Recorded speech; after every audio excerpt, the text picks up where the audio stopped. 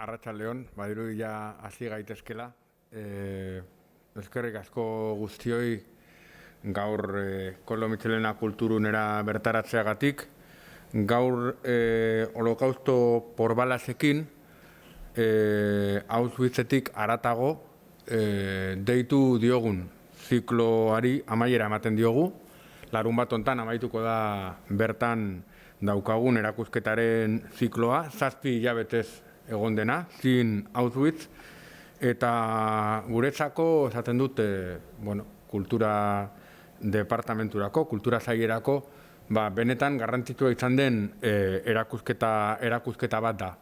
Ez hainbeste, eta baita ere, bere edukiagatik, baizik eta pandemia egoeran, baimendu digulako zentrua, Koldo Mitxelena zentrua irikita mantentzea, eta gainera, hasiera batean genituen aurreikuspen guztiak gainditu dituen erakusketa izan delako. Hoy terminamos una andadura de 7 meses. Esta conferencia será del llamado programa expandido de Auschwitz, la última que vamos a celebrar, Holocausto por balas, y este sábado cerrará sus puertas la exposición Sin Auschwitz, que de la mano de Musealia, que quiero saludar a sus responsables, José Mújica y Luis Ferreiro, que están hoy con nosotros aquí, hemos podido desarrollar. Decía que para nosotros ha sido un hito muy importante, por supuesto por el contenido y la repercusión que ha tenido, que ha sido un gran éxito, como porque nos ha mantenido abiertos, y para el Departamento de Cultura de la Diputación Foral pues ha supuesto una gran alegría poder mantener el Koldo Mitxelena activo y muy activo como los datos indican. Oraindik egun batzuk falta dira eta ez ditugu datu guztiak, baino hilabete hauetan 6.000 pertsona baino gehiago hurbildu dira, eta beraien artean egin dugun inkestari ikusita edo zo eginda, la encuesta que hemos pasado a los participantes, la verdad es que nos dan, entre paréntesis, me vais a permitir que haga esta pequeña disertación personal, porque creo que al concluir un poco el ciclo que ha dado lugar a todo esto es importante, ¿no? Nuestro objetivo era llegar también a un público no habitual, y el 44% de las personas que han visitado la exposición tenían menos de 35 años. El 85% no había venido al Koldo Mitxelena en los últimos 2-3 años. Y la visita media ha durado en torno a 1 hora. Con lo cual, yo creo que en esta circunstancia, pues el éxito, sin duda, no podía hacerse sin la colaboración y el buen hacer de Musealia, pero para nosotros, como decía, ha sido muy importante.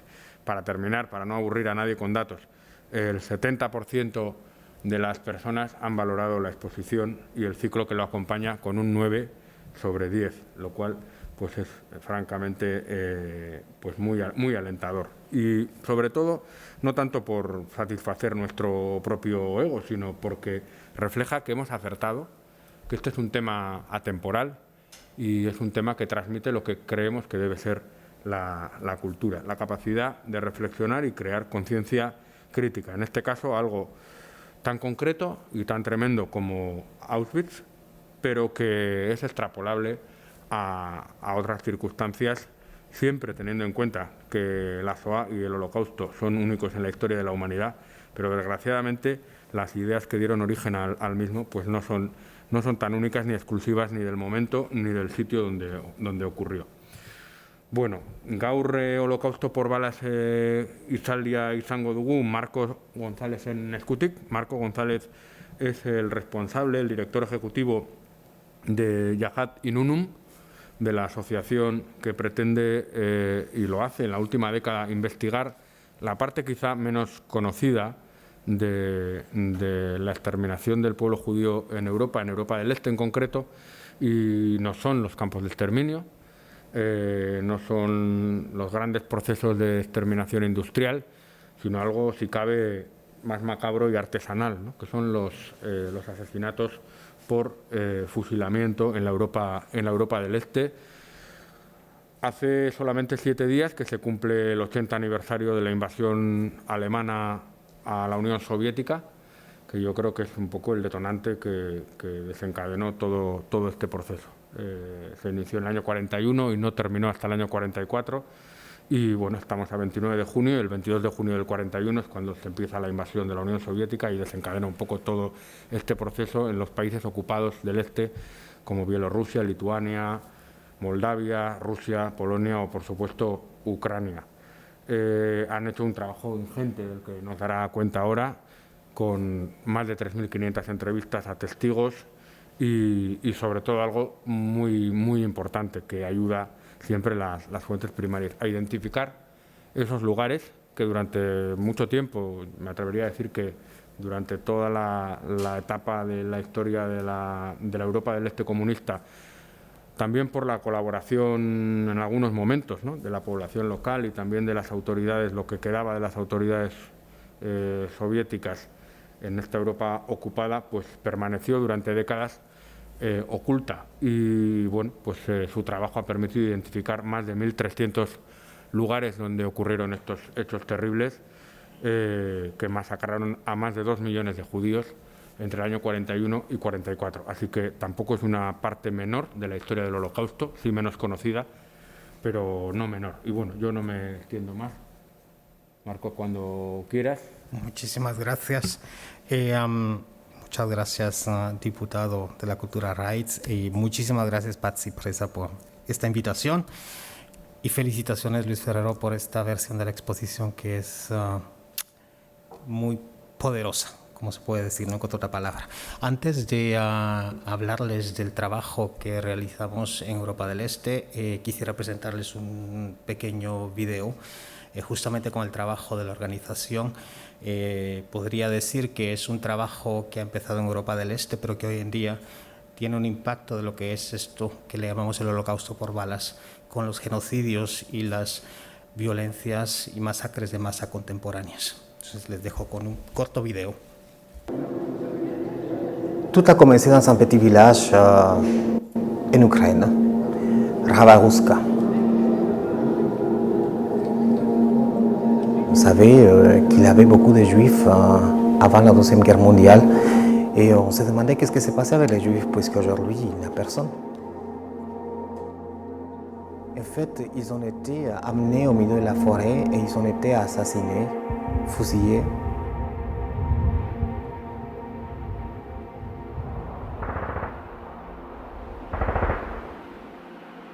Et puis on a découvert que les juifs n'étaient pas enterrés, que personne ne savait où c'était, que personne ne voulait parler, que tout le monde disait il n'y a jamais eu de fusillade.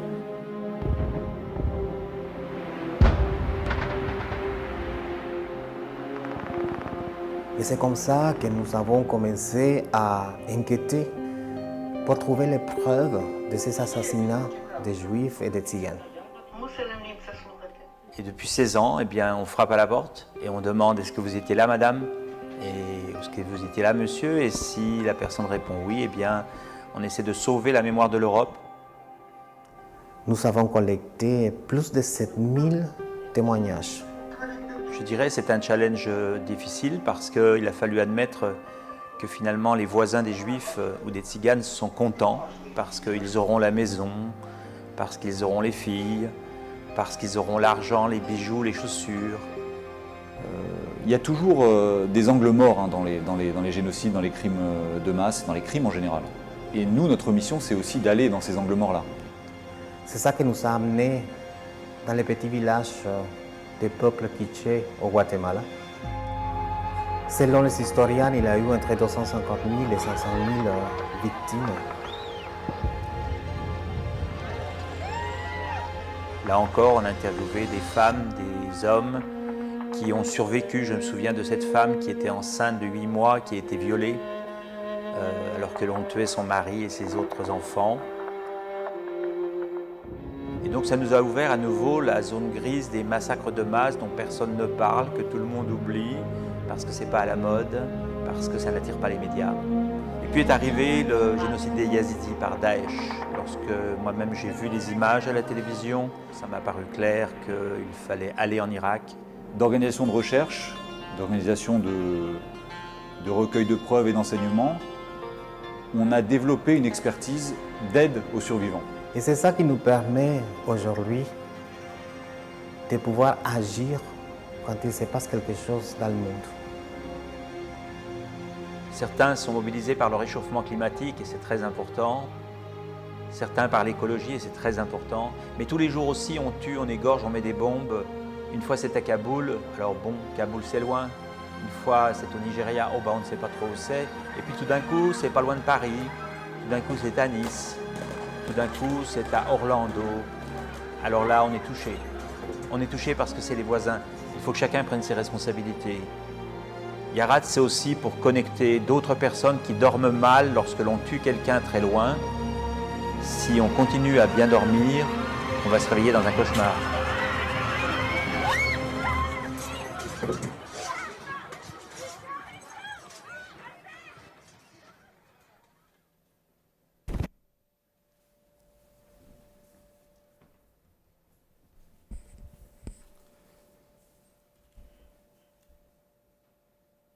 Yo quisiera, si nosotros cerramos los ojos por 10 segundos y pensamos en el holocausto, la palabra holocausto. Las imágenes que nos vienen a la mente inmediatamente son los campos de concentración, los campos de exterminio, las cámaras de gas, las deportaciones, los trenes, los uniformes. Y es lo que conocemos y que han podido visitar aprender durante estos meses a través de la exposición de Auschwitz, que yo diría fue el símbolo máximo de la industrialización de un genocidio. Y es el símbolo de memoria justamente de lo que fue el Holocausto. Y fue lo que sucedió para los judíos en Europa, Europa del Oriente, la Europa Oriental. Fue así que los judíos fueron exterminados, fue el método que demandaron los alemanes de deportar a estos judíos para exterminarlos. Y yo les voy a hablar hoy en día, y yo podría decir que después de esta exposición sin Auschwitz, viendo Auschwitz durante 7 meses, es como una continuidad justamente de hablar de esta barbaridad de lo que es un genocidio, un crimen de masa. Y al mismo tiempo que estos asesinatos masivos se estaban llevando a cabo en Auschwitz a través de cámaras de gas, de una forma de una industria para matar a las personas, en Europa del Este el Holocausto fue por balas, en su mayoría. En Europa del Este no hubieron deportaciones, en Europa del Este no hubieron campos de exterminio, en Europa del Este hubieron pelotones que fueron asesinando pueblo por pueblo a las comunidades judías y a los gitanos que van encontrando en su paso. La idea, el objetivo, la ideología era la misma y era exterminar a todos los judíos de Europa. Y a los gitanos, por ser insociales, que no pueden encajar dentro de nuestra sociedad. Y es la razón por la cual había que también exterminarlos, deportarlos, asesinarlos, de la misma forma que los judíos. ¿Qué es el holocausto por balas? Primero que nada, el holocausto por balas fue un título que se le dio en Francia, en todo caso, cuando empezaron esas investigaciones del padre Debois, quien es el fundador de la organización, de un periodista que justamente nombró este nuevo holocausto de la Shoah par bala, el holocausto por balas. Y luego pues ha tomado este nombre, diría yo, a nivel internacional, porque es la forma más fácil de poder explicar qué fue este genocidio cometido en Europa del Este. Y como les decía yo, desde el año 41, al mismo tiempo que las tropas alemanas iban avanzando en Europa del Este, habían estas unidades, estos pelotones de muerte, que eran los Einsatzgruppen, que iban justamente detrás de las unidades alemanas con el único objetivo de exterminar a los judíos de Europa del Este, pueblo por pueblo. Esa era su misión. Y a todos los gitanos que iban a encontrar en su camino de la misma forma. Era una exterminación total y querían hacer intentaron hacer que desaparecieran todos los judíos de estos pueblecitos en Europa del Este. ¿Cuál es el trabajo de la organización? no podemos hablar del trabajo de la organización sin hablar del padre Debois, que es el fundador y presidente de la organización. Padre Debois es un sacerdote católico francés. Su abuelo fue deportado como militar francés a un pueblecito de Rabaruska, que vimos algunas imágenes en el video. Está justo en la frontera entre Polonia y Ucrania. Hoy en día es Ucrania. Él fue con un grupo de personas para realizar un memorial para los abuelos, eran los nietos de estos deportados militares franceses en Rabaruska. Y el padre Debois empezó a preguntarse, ¿pero qué sucedió con los judíos de Rabaruska? Porque él sabía que habían judíos en Rabaruska.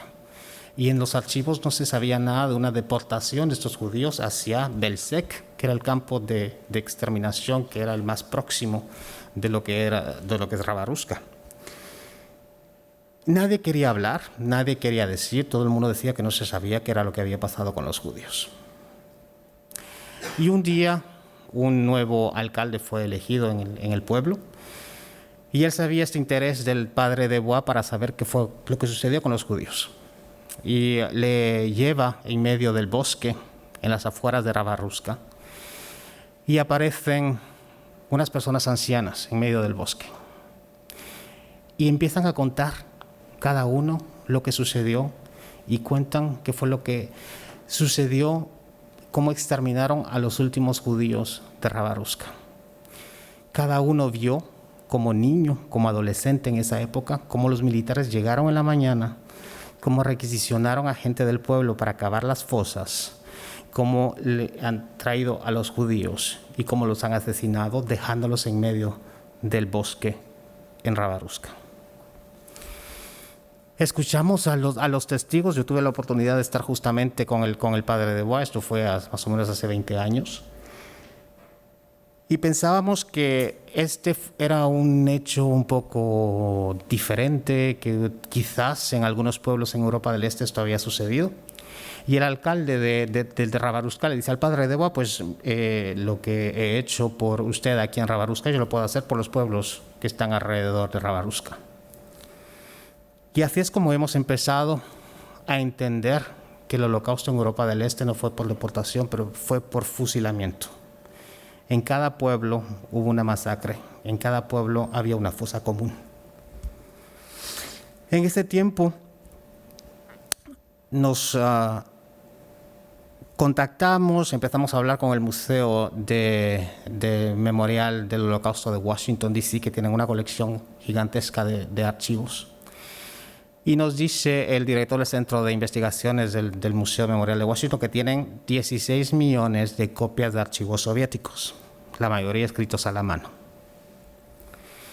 Pero nunca se han interesado en trabajar y saber qué era lo que había en esos archivos, porque pensaban que era una propaganda soviética. Nos hemos traído una copia de todos esos archivos a nuestras oficinas en París, en Francia, y hemos empezado a traducir, a descifrar también, porque todo está escrito a la mano, las copias que están, aunque son digitales, muchas veces no es muy claro, y a tomar toda la información pueblo tras pueblo. Esto es el trabajo que hicieron los soviéticos justo después de la guerra. Ellos fueron de pueblo en pueblo justamente para tomar la información, para entender qué fue lo que sucedió y poder también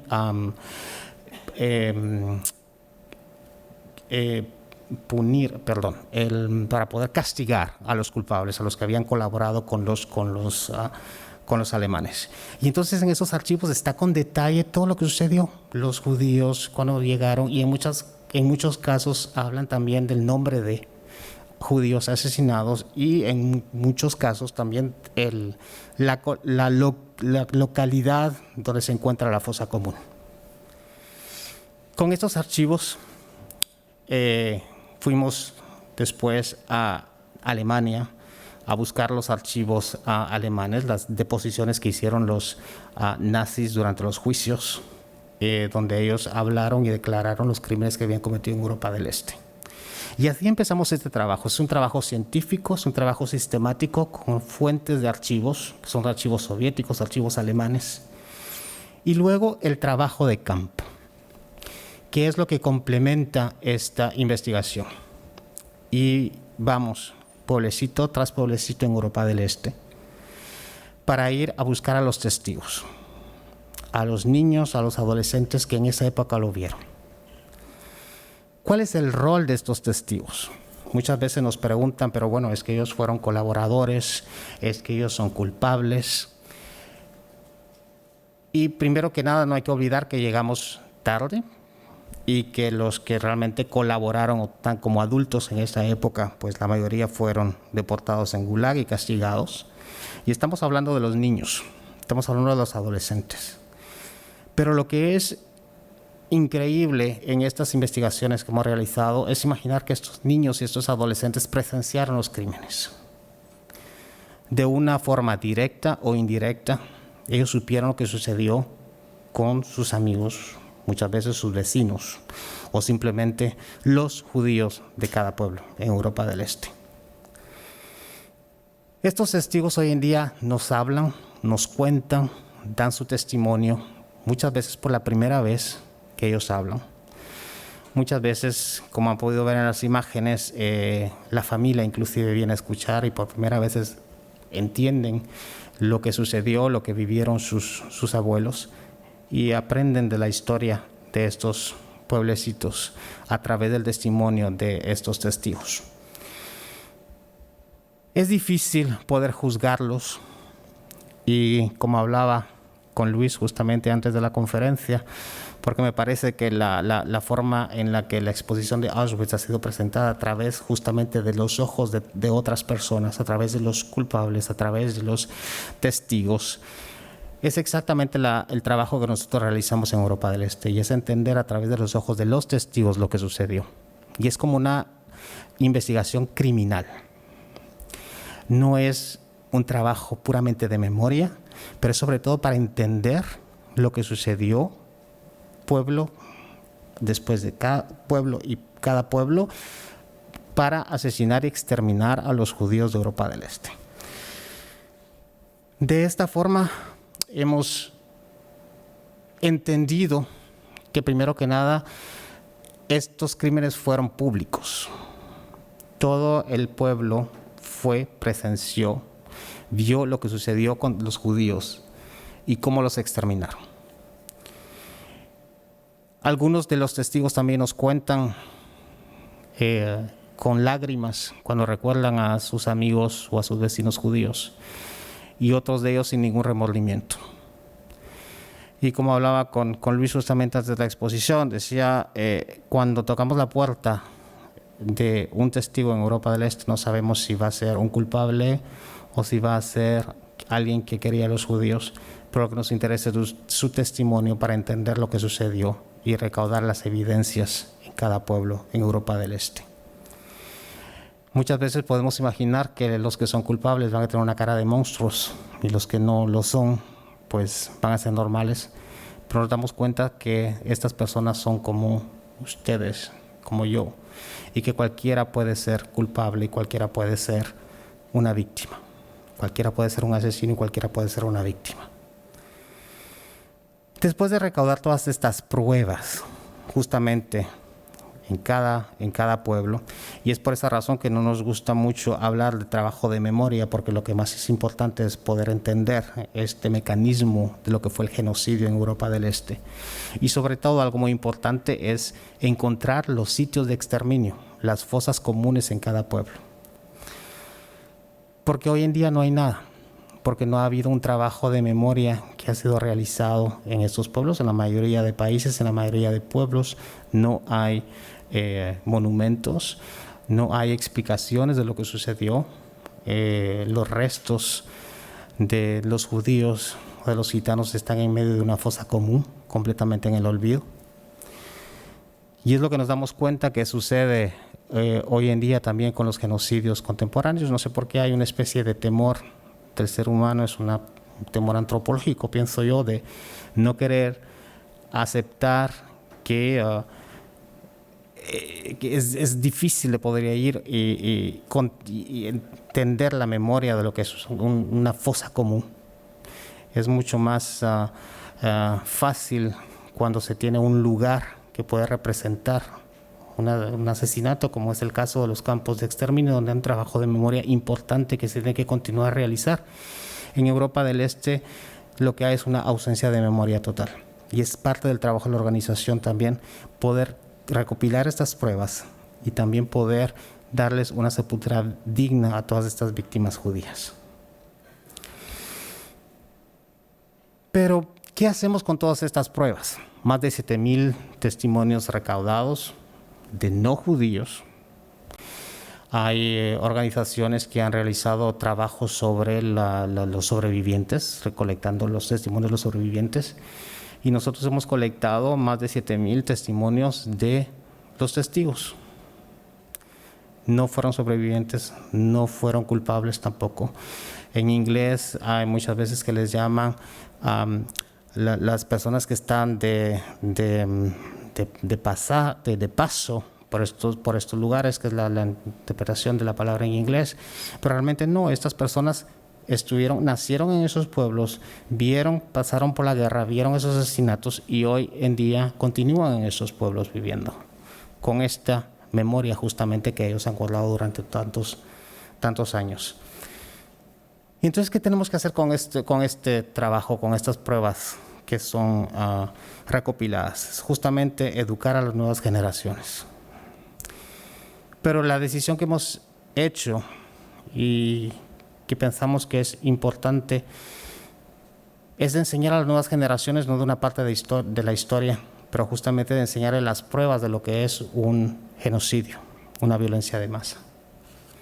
Y de esta forma hemos creado una exposición y hemos querido enseñar a las nuevas generaciones el método de asesinato masivo que se ve en Europa del Este. El Holocausto es una referencia como uno de los genocidios más documentados del siglo XX y del cual podemos aprender muchísimas cosas. Y lamentablemente podemos decir que este genocidio ha servido como modelo para lo que sucedió después. Y es más o menos el legado que ha dejado el Holocausto por balas para los genocidios modernos y los crímenes de masa contemporáneos. Hemos constatado que en cada pueblo donde sucedió este crimen hay 5 etapas. Primero que nada es el arresto.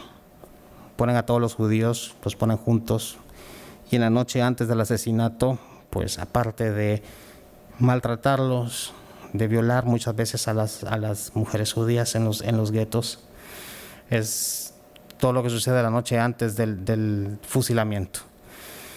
Todo esto es a través de archivos y todo esto es a través de testigos.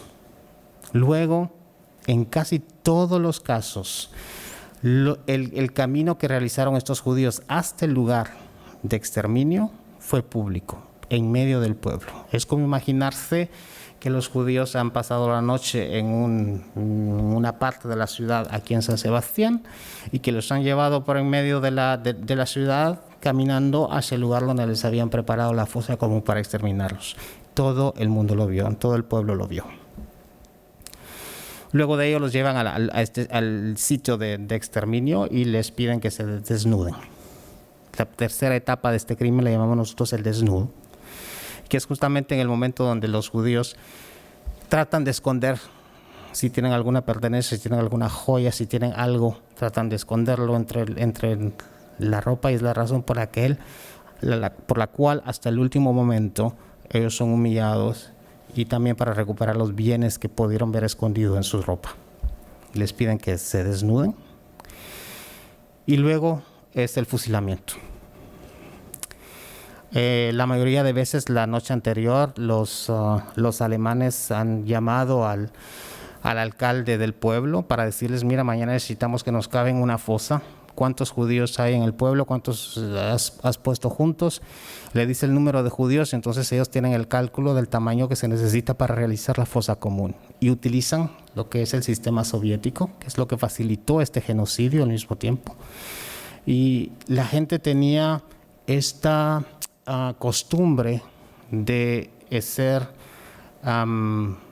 solicitada para realizar trabajos comunes en el pueblo. Y el alcalde simplemente contactaba a unos 10 hombres y les pedía, bueno, hay que ir a tal lado al día de mañana y cavar una fosa de tanto por tanto, para que estuviese lista al día siguiente para exterminar a los judíos. Luego llegaban los alemanes. Una vez los judíos habían sido llevados al lugar, habían sido desvestidos, los alemanes llegaban y los fusilaban. Y es lo que hace una gran diferencia con lo que hablamos de esta parte de lo que fue el Holocausto y lo que se le llama el Holocausto por balas, porque cada asesino vio a su víctima y cada víctima vio a su asesino. No fue una industrialización de los asesinatos, es la forma en que los genocidios y las violencias de masa continúan a suceder hoy en día, antes del Holocausto y después del Holocausto. Luego de fusilarlos y dejar enterrados los cuerpos en la fosa común, es lo que llamamos el saqueo. Toman todas las pertenencias de los judíos y tenemos muchos testigos que nos dicen que al final del fusilamiento, al final después que los judíos habían sido asesinados y que han desaparecido de los pueblos, pues la gente local, que muchas veces no tenía zapatos o no tenía abrigos y era el invierno, pues agarraba las pertenencias de los judíos, las tomaba y se vestían con ellos. Y esta es la forma en que nosotros enseñamos esta parte del Holocausto, todo a través de pruebas, todo a través de archivos, todo a través de testimonios, justamente para que las nuevas generaciones no puedan decir esto no existió, esto es un invento, porque hoy en día los jóvenes que vienen a visitar, por ejemplo, la exposición aquí en Auschwitz, cuando hablamos de la edad de las personas que visitaron la exposición aquí en Auschwitz, y cuando hablamos sobre todo de alguien que tiene 20 años, es que estamos hablando del Holocausto, no fue ni siquiera la historia de sus abuelos, fue la historia de sus bisabuelos, de sus tatarabuelos, es muy lejos. Entonces, es la forma en que se debe hoy en día enseñar esta parte del Holocausto, es justamente con pruebas y no únicamente parte de la historia, porque es importante y es lo que yo aplaudo y felicito con esta exposición de Auschwitz también, porque es esa forma en que pudieron presentar justamente este crimen industrializado de lo que fue el Holocausto. Cuando hemos entendido después de más de 7,000 entrevistas, de más de 3,000 sitios de exterminio en Europa del Este, realizando este trabajo de terreno nos damos cuenta que hay un legado de lo que fue el Holocausto por balas, con violencias de masa y genocidios que sucedieron después. Y es la razón por la que él se empieza a trabajar en Guatemala, por conexiones. Eso es para un film número 2, como el padre de Boa ha tenido contactos con el State Department en Estados Unidos y le ha dicho por qué no va a Guatemala y trata de entender lo que sucedió en Guatemala durante estos crímenes de masa. Y en Guatemala nos damos cuenta que no hay alemanes en los años 80, que no hay judíos tampoco, que no hay gitanos, pero que la intención de exterminar pueblos indígenas por razones ideológicas o por razones de interés financiero existen, y que sin ningún escrúpulo estas poblaciones son asesinadas por balas, los pueblos saqueados, las mujeres violadas, las aldeas completamente quemadas, con el único hecho de poder exterminar una población. Siempre utilizando la misma forma de investigación, es ir, entender lo que sucedió y colectar las pruebas a través de los archivos que existen y a través de los testimonios. En este caso hablamos sobre todo de sobrevivientes, lo que vieron, lo que sucedió en cada pueblo en Guatemala. Y nos damos cuenta que hay ciertos factores que son iguales en Europa del Este, porque estamos hablando de un genocidio, estamos hablando de un crimen de masa. Pero atención, no quiere decir que hay que banalizar lo que fue el Holocausto. No quiere decir que el Holocausto y luego vamos a investigar todos los demás crímenes de masa, pero hay que tomar lo que se entiende a través de este trabajo de investigación de campo, justamente para aplicar las lecciones y entender este proceso genocidiario que ha continuado después del Holocausto, con crímenes más recientes. Y así es como colectamos las pruebas en Guatemala, pueblecito en pueblecito, para entender lo que sucedió, para poder explicar este método genocidario que encontramos de la misma forma que en Europa del Este sucedió hace 80 años, lo encontramos hace 40 años en un país de América Central que no tiene ninguna conexión con Europa. Y lo que es más reciente, que lo hemos visto en imágenes en el video, el padre de Boa, cuando ha visto estas imágenes de los yazidis en Irak, que estaban siendo genocidados, han sido asesinados, decide ir y entender qué es lo que está sucediendo con este pueblo. Los yazidis en Irak, les voy a contar solo un poco para entender quiénes son los yazidis. Es un pueblo milenario, es sedentario y está en Siria, en Irak, en parte de Turquía al mismo tiempo. Y ellos no tienen el libro. Cuando el Estado Islámico invade estos territorios, ellos consideran que los yazidi no merecen vivir porque no tienen el libro. Los cristianos tienen una oportunidad de convertirse o de huir, de dejar, de abandonar los pueblos porque tienen el libro. Y bueno, judíos en estas tierras ya no hay. Entonces se encuentran con estas poblaciones, los yazidis. Y encontramos nuevamente esta metodología, este método de exterminio de Europa del Este contra una población, esta vez en el Medio Oriente.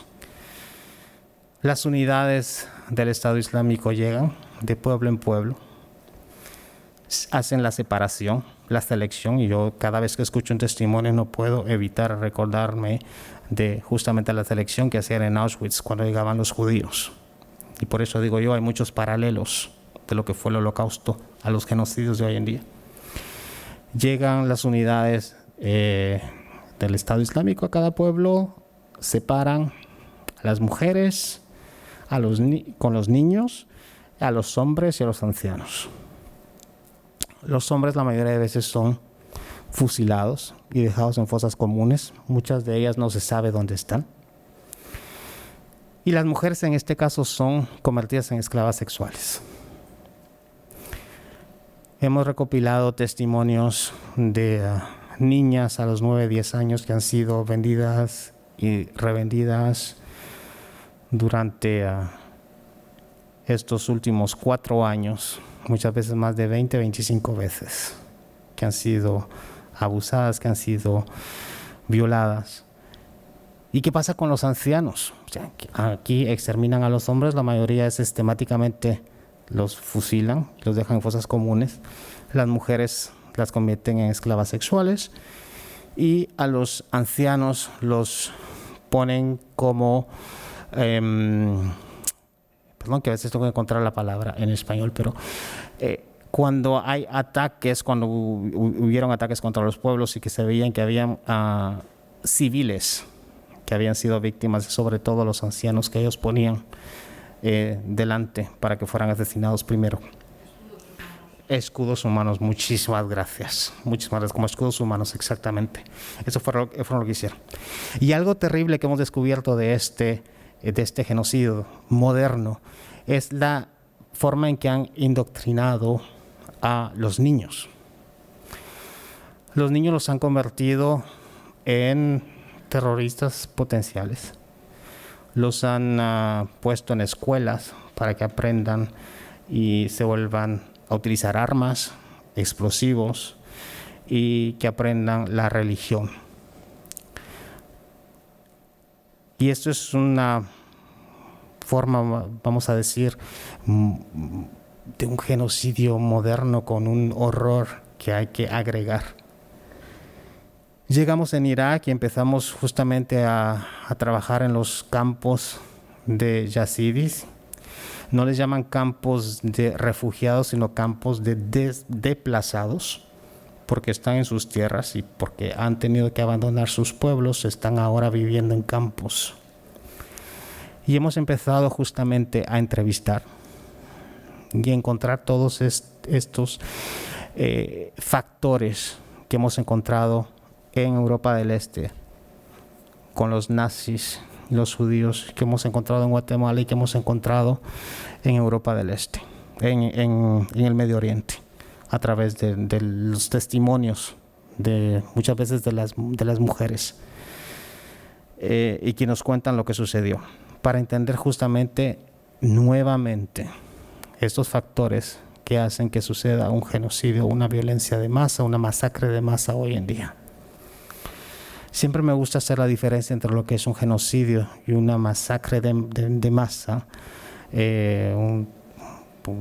una matanza o una violencia de masa, porque el genocidio es un concepto bien definido que ha sido establecido y que no se debe en todo caso vandalizar la palabra genocidio. Sin embargo, violencias de masa y matanzas de masa también suceden por todos lados en el mundo. Y es así donde, gracias a esas investigaciones de terreno, podemos encontrar esto que llamamos nosotros los ángulos muertos de lo que es un genocidio, porque hay toda una zona gris que no queremos ver. Muchas veces cuando hablamos de una violencia de masa o hablamos de un genocidio, queremos entender que hay negro y blanco, culpable y víctima. Pero a través de escuchar a los testigos, a través de entender realmente este método genocidiario, nos damos cuenta de que hay toda una zona gris. ¿Por qué hablo de zona gris? En Guatemala, por ejemplo, muchas de las, vamos a decir, la discusión que hay si es genocidio o no es genocidio, pero lo que ha sucedido en Guatemala en muchos casos es que unidades, hombres de algunos pueblos indígenas han sido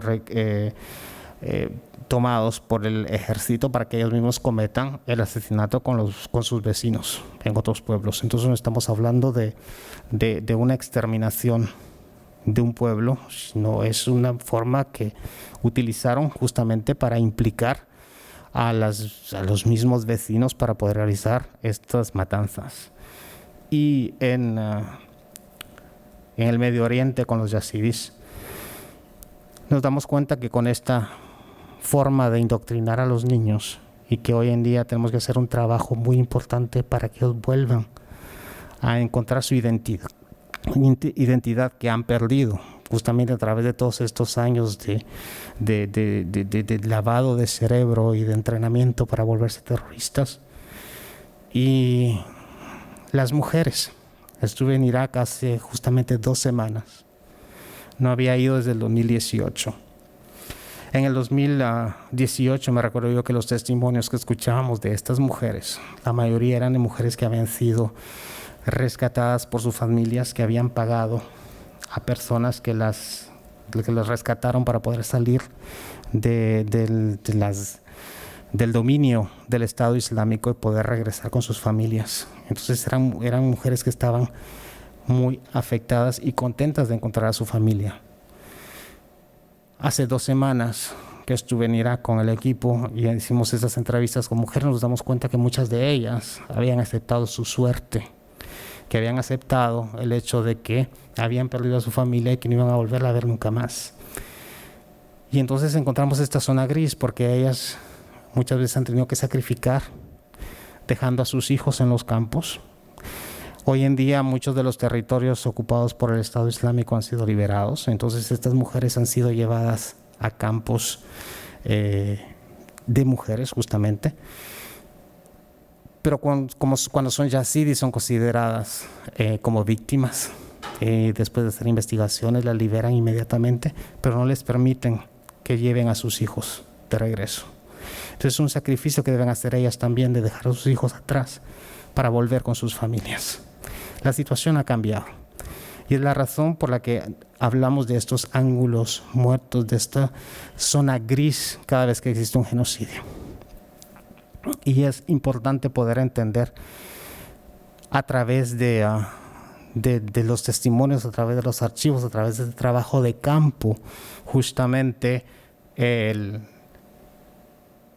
estos ángulos que encontramos a través de los 20 años de investigación que hemos realizado sobre el Holocausto, a través de las expediciones que hemos hecho en Guatemala y que hemos hecho en Irak, de poder entender justamente cómo funciona un genocidio y lo que es el legado del holocausto por balas. El holocausto por balas nos da una puerta abierta para poder enseñar a las nuevas generaciones las consecuencias de lo que es el holocausto, aprender estas lecciones para armarlos, pero armarlos con responsabilidad. No olvidemos que los jóvenes de hoy en día son los que dentro de 10 años, dentro de 20 años, van a ser probablemente periodistas, van a ser probablemente líderes políticos y van a tener en sus manos la responsabilidad de entender cuando hay una violencia de masa, un crimen de masa, un genocidio que está sucediendo.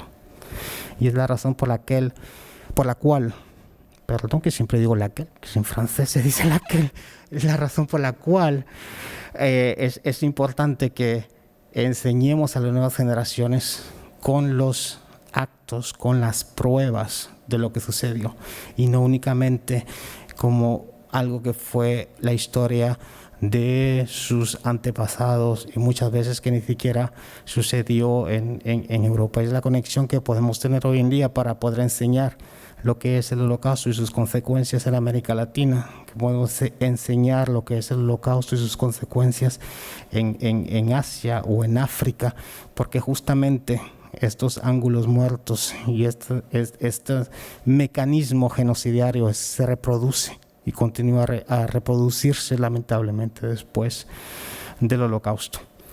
Y es lo que nos puede hoy en día ayudar a combatir esta división que hay en la sociedad, el racismo que existe hoy en día en nuestra sociedad, la intolerancia y el antisemitismo que está volviendo de una forma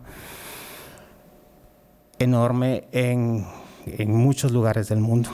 Y es un antisemitismo y justamente muchas veces es un antisemitismo porque pensamos el Holocausto ya pasó hace 80 años, ya está muy lejos, ya podemos tener la libertad de volver a tratar mal a un judío o de no querer a un judío o de despreciar a un judío. Y tenemos que estar alertas porque el antisemitismo hoy en día está tomando también formas violentas. Ya no es suficiente de ir a poner un mensaje en una sinagoga o ir a poner una svástica en un cementerio judío. Hoy en día los judíos están siendo atacados en las calles por ser judíos, físicamente. Y todo esto tenemos que estar muy alertas y enseñar a las nuevas generaciones para que tomen estas acciones, justamente para que podamos juntos construir una mejor sociedad, entendiendo que el pasado lamentablemente se repite y que debemos ser responsables. Cada uno de nosotros somos responsables. El padre de Bois le gusta mucho hacer este reto a las personas en decirles, si ustedes duermen bien, todas las noches tienen un problema. Y dice cuando empiezan a dormir mal porque están pensando en que está sucediendo algo en el mundo, entonces es cuando realmente la conciencia empieza a despertarse. Y con todo esto que les he contado yo esta tarde, pues lo único que yo espero es que veamos las informaciones de una forma diferente, cuando veamos el noticiero, cuando leamos un artículo en el periódico, y que no pensemos en el Holocausto como algo que sucedió hace 80 años y que quedó allí. Y que esta frase de nunca más, que queremos creerla, lamentablemente continúa hoy en día y debemos estar alertas. Muchas gracias por su atención.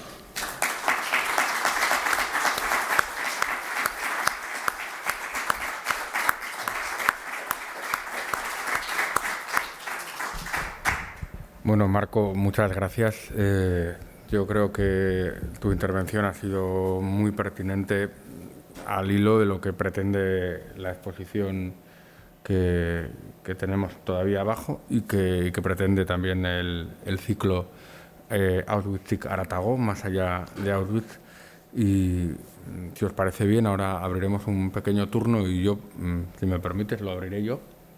Pues, Con una cuestión que yo creo que es fundamental. Al final, has respondido muy bien a por qué el estudio del Holocausto en la Europa del Este, de la exterminación de los judíos en la Europa del Este y de los gitanos, sirve para tener una visión diferente de los hechos actuales. Es de alguna manera una especie de vacuna para observar los acontecimientos de otra manera. Y yo te quería preguntar has comentado los procedimientos que tienen en común, digamos, la parte más operativa, y yo te quería preguntar sobre la raíz que conduce a todo eso. ¿Qué ves tú en los ejemplos que nos has puesto en Guatemala, en Irak, en Europa del Este? ¿Cuál es la raíz, ese odio, esa discriminación del diferente, esa deshumanización posterior de ese diferente y el camino que transita hasta la eliminación física? ¿Cuál es el elemento común que has podido observar? yo diría que primero que nada es la indiferencia. Y yo creo que durante el Holocausto se ve muy claro que cuando no se era judío, no era gitano, no era homosexual, no era comunista, pues vivíamos la vida normalmente. Y es algo que se da en Guatemala. No soy indígena, no soy comunista, no vivo en medio de las montañas, entonces no me importa lo que sucede. Y esto lo entendí muy claramente la primera vez que yo fui a Irak, porque justamente estábamos con el equipo en el único... Es un centro comercial, para contarles todo. Y en este centro comercial es el único lugar donde tienen un como café, donde cuando no se quiere comer kebab y se quiere comer algo más occidental, pues es el único lugar donde se puede comer esto. Y observo yo a la gente, el genocidio estaba sucediendo, o sea, el Estado Islámico estaba todavía en los territorios muy cerca de esta ciudad de Duhok, que es donde se encuentran los campos de desplazados yazidis. Y me he dado cuenta yo cómo la gente continúa viviendo normalmente, sin importarles que había un genocidio que estaba sucediendo justo del otro lado del lago, que estaba no muy lejos de allí. Y yo pienso que es la indiferencia cuando no nos sentimos que vamos a ser parte de las víctimas, que vamos a ser los asesinos. Creo que podemos dormir tranquilamente sin importarnos. Y en cada genocidio o violencia de masa pienso que también a muchos de los vecinos les conviene que otros desaparezcan, porque no los queremos, porque no nos gusta su forma de vivir, porque no aceptamos su religión, porque nos interesan sus bienes, porque no hay... El padre de Igual lo dice, y es algo que hemos constatado, no son ONGs los asesinos de los genocidios, porque siempre hay también una motivación que es económica. Cuando se hace esto, recuperar los bienes y hacerse ricos muchas veces con las víctimas. Y sin olvidar que el Holocausto, que es algo también que no podemos olvidar y que tenemos que tener muy conscientes, es que durante el Holocausto, durante la Segunda Guerra Mundial, era legal matar a un judío.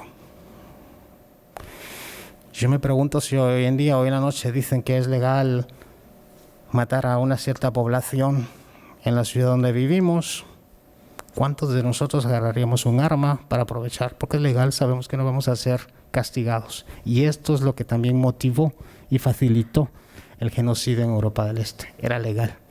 ¿Qué es lo que pasa con los yazidis? Los yazidis no tienen libro. Es legal, según el Estado Islámico, de desaparecerlos, de aniquilarlos, de matarlos, porque no tienen libro, son adoradores del diablo, según su ideología, y entonces es legal que las mujeres sean esclavas sexuales y que los yazidis sean exterminados. Entonces la indiferencia, yo creo que en términos jurídicos un genocidio o un crimen de masa es mucho más fácil cuando es legal matar al otro.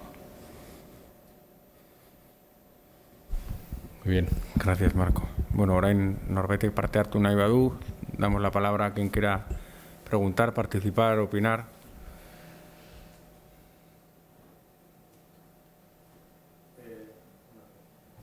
Micrófono agerturatuko du. Bueno, antes ha comentado que en Rusia, en Ucrania, en los pueblos veían pasar desfilando, bueno, mandándoles a la muerte, ¿no?, a los judíos, y un poco como que el pueblo quizás un poco culpable pasivo podría ser, en teoría. Y bueno, después en las masacres que ha habido en Ruanda, en Guatemala, no, en Guatemala, sí. Sí, en Guatemala. Bueno, los países occidentales no han intervenido para nada y han sido culpables activos, pasivos activos, por no intervenir. Solamente intervienen cuando a ellos les afecta, pues, por ejemplo, pues, en Irak. Cuando hay un motivo económico, entonces sí que entran a saco, ¿no? Pero que han sido culpables activos y pasivos a la vez, porque han dejado pasar esas situaciones sin ningún tipo de intervención. Me parece que esos son más culpables todavía, esos países occidentales. Sí, hay completamente una razón a nivel de las decisiones que los países toman, y siempre hay un interés para poder intervenir o no cuando hay un conflicto. Y es la razón por la que insisto mucho en el hecho de que hagamos responsables a los jóvenes que mañana serán nuestros líderes políticos, para que justamente quizás ellos puedan tomar una buena decisión y una acción cuando se detecte que hay un genocidio que va a suceder. Algo que dice el padre de Guay, que a mí me parece que sería un sueño que yo espero que algún día se haga realidad, es que ya no existan más museos de genocidios, que algún día ya no tengamos que conmemorar un genocidio que sucedió, pero que podamos actuar antes que el genocidio suceda. Sí, yo creo que cada caso es un poco un mundo, pero efectivamente, por ejemplo, el caso de Ruanda es terrible, ¿no? Como el genocidio sucedió a ojos de las tropas de Naciones Unidas, que, bueno, pues si alguien ha visto Hotel Ruanda, por ejemplo, pues verá la impotencia también de los que estaban presentes allí, ¿no? No sé, ¿alguien más quiere intervenir?